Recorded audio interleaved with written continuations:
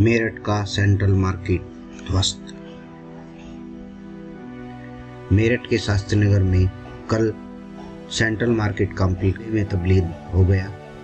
Court के आदेश पर परिषद की टीम ने कार्रवाई की और करीब 5 घंटे तक बुलडोजर लगातार गरजता रहा।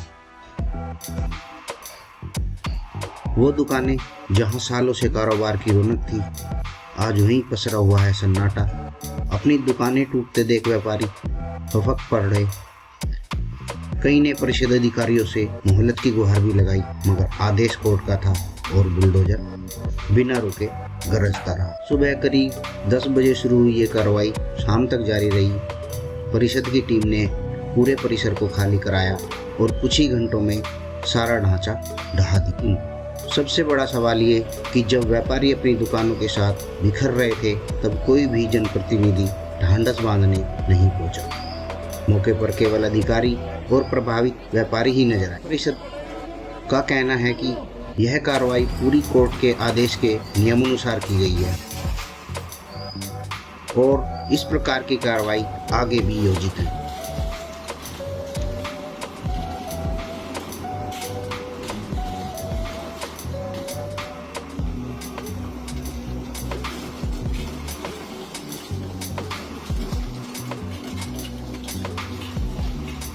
इस बलवे में सिर्फ ईंट नहीं, बल्कि उन व्यापारियों के सपने और संघर्ष भी दफन है जो बरसों से इस जगह अपनी रोजी रोटी कमा रहे थे।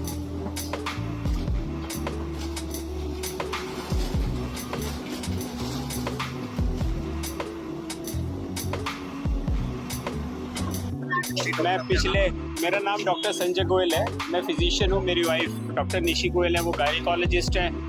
हम यहाँ पे पिछले 35 साल से प्रैक्टिस कर रहे हैं। 35 इयर्स बहुत बड़ा पीरियड होता है, छोटा मोटा पीरियड नहीं होता। आप लोगों की तो उम्र भी होगी इतनी, किसी की नहीं होगी। हमारे पास जो पिताजी अपने बच्चों को लेके आते थे, वो बच्चे बड़े हो गए, उनकी शादी हो गई, वो भी अपने बच्चों को लेके आते हैं। तो इतना पुराना समय से हम यहाँ मरीजों की देखभाल करते हैं। सबसे पहले हम इस मार्केट में आए 1990 में, जब यहाँ मात्र कुछ दुकानें हुआ करती थी।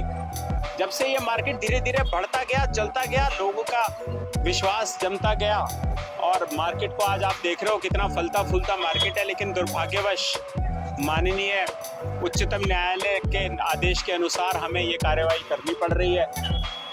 हम पूरा सम्मान करते हैं उनके आदेश का, लेकिन इससे बड़ा दुर्भाग्य है ये कि हम इसको बचा नहीं पाए। इसकी वजह से बहुत से लोगों का रोजगार चला जाएगा। मेरे पास कंपाउंडर्स हैं, बराबर में मेरी शॉप्स हैं, और जो भाइयों की उनके पास काम करने वाले लोग हैं, उनका रोजगार चला जाएगा, जो कि एक बहुत ही परेशानी भरा समय है सबके लिए।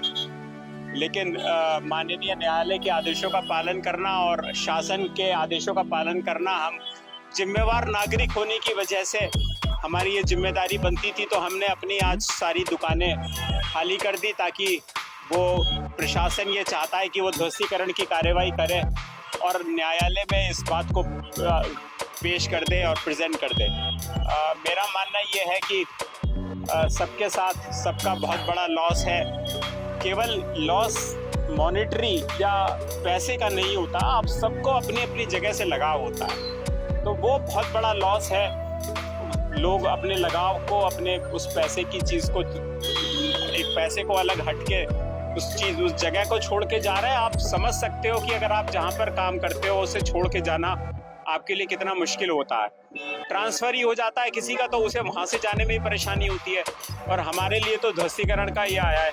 हमें सरकार से आखिरी समय तक उम्मीद रही कि सरकार हमारे लिए, हमारे व्यापारियों के लिए कुछ ना कुछ करेगी, लेकिन सरकार हमारी उम्मीदों पे खरी नहीं उतरी। ये बड़ा ही अफसोस रहा, पर फिर भी हम ये मानते हैं कि हम एक नागरिक होने के नाते न्यायालय की परंपरा को, ताकि वो भंग ना हो, न्यायालय की परंपरा चलती रहे।